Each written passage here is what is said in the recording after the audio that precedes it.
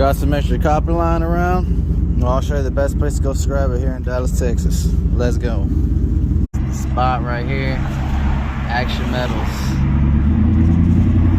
Now it's Thursday at what, 11:30. So it's pretty empty.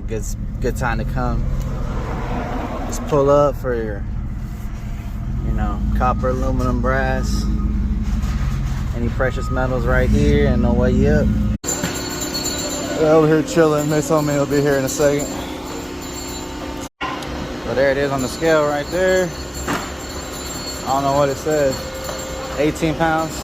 7123. All right, thank you. You have a good one. 360 a pound.